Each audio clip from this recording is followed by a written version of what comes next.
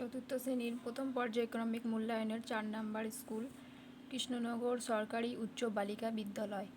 ১-এর দাগের শূন্যস্থানে সঠিক শব্দ বসাও। ক, ইঙ্গিতে তার শিখায় সাগর। খ, অকারণে বারে বারে হেসেই বা কেউ খুন। গ, ছাগলছানা একটি গর্ত দেখতে পেয়ে তার ভিতরে ঢুকে রইল। ঘ, ছোটবেলা থেকেই দাদা কবিতা লিখতে আরম্ভ করেছিল। উয়া, পোলিওতে ওর আঙুলগুলোও সব দলা পাকিয়ে গিয়েছিল। ২-এর দাগের অর্থ লেখো। ক, আরম্ভ।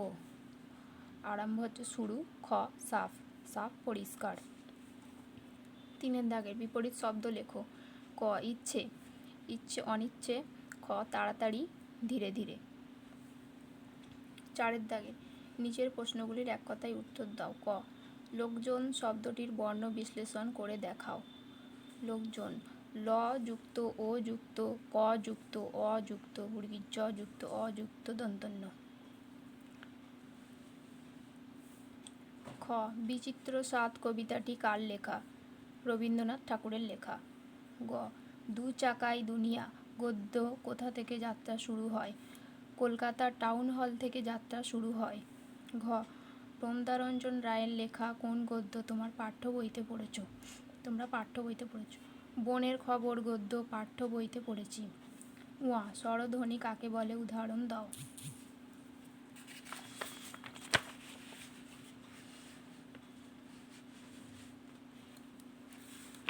যে ধ্বনি উচ্চারণ করতে অন্য ধ্বনির সাহায্য লাগে না, নিজে নিজেই উচ্চারিত হতে পারে তাকে স্বরধ্বনি বলে। যেমন অ, আ, হ্রস্বই দীর্ঘই। ৫-এর দাগের নিচের প্রশ্নগুলির উত্তর দাও, যে কোনো দুটি। ক, মালগাড়ি কবিতায় কবি কার কাছে কি বর চেয়ে নেবেন গুছিয়ে লেখো।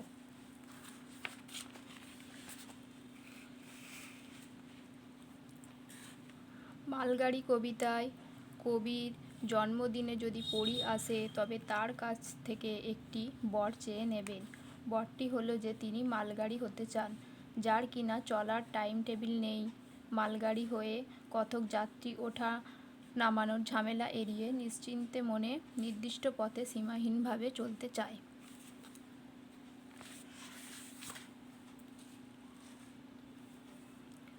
খ, রাগ বানানো খেলা কিভাবে খেলতে হতো?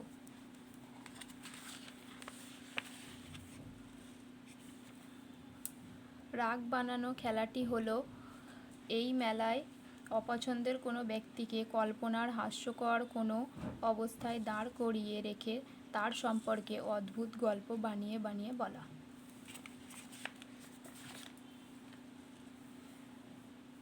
গ, বনভোজন কবিতায় কারা কারা কিভাবে বনভোজনের আয়োজন করেছে লেখো।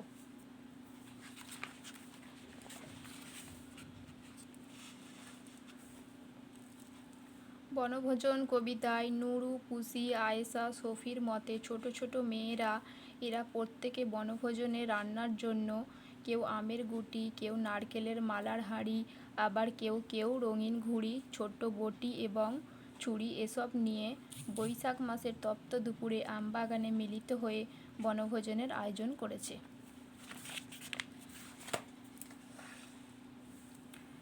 ৬-এর দাগে তোমার বিদ্যালয়ে বসন্ত উৎসব কেমনভাবে পালিত হয়েছে নিজের ভাষায় ৪-৫টি বাক্যে লেখো।